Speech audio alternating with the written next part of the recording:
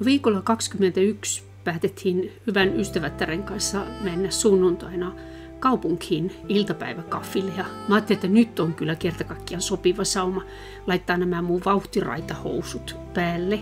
Ja sitten tää Rilsin champagnevärinen silkki kauluspaita. Nuo housut on saanut innotuksensa, kun Gucciilla ja Adidaksella oli takavuosina yhteistyötä. Ja mun mielestä ne oli kivoja ne lopputulemat. Ja sitten tosiaan mulla oli 20 vuotta sitten ja 2 kokonumeroa sitten leikatut housut ja liivi.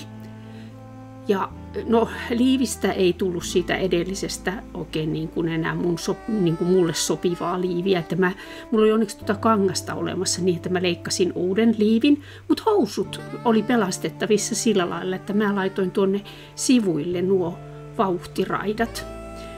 Ne on semmoista trikookangasta lisätty sinne.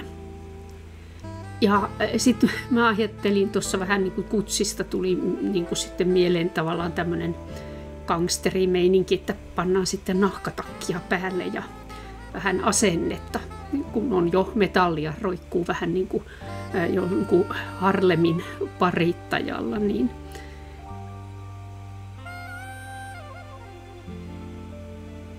Sitten tämä arkisempi versio keltaisesta tuolla viikolla, niin siinä on varmaankin City Marketista monta vuotta sitten ostetut puuvillafarkut, tuommoiset kapialahkeiset. Tuollaiset on näin välikausina hyviä, kun ne menee saappaan varteen. Tuo Finwearin second handina ostamani trikoopusero. Mä tykkään siitä hirveästi. Nyt se on kyllä jo niin pidetty, että se on aika ohkainen. Nuo kirsikat on kivoja. Tuo samettiliivi on kanssa vanha kuin taivas. Se on valehtelematta sanoen varmasti 40 vuotta. Mutta kun se on mun väriä ja sametti on kiva, niin mä oon sitä poiskaan pannu. Ja tuossa on kiva, kun takista puuttuu kaulukset, niin sitten nuo liivin kaulukset voi kääntää tuohon.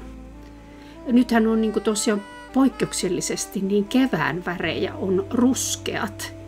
No tuossa täytyy kyllä vähän sanoa, että ehkä olisi ollut parempi, kun olisi ollut vähän väljempi tuo takki.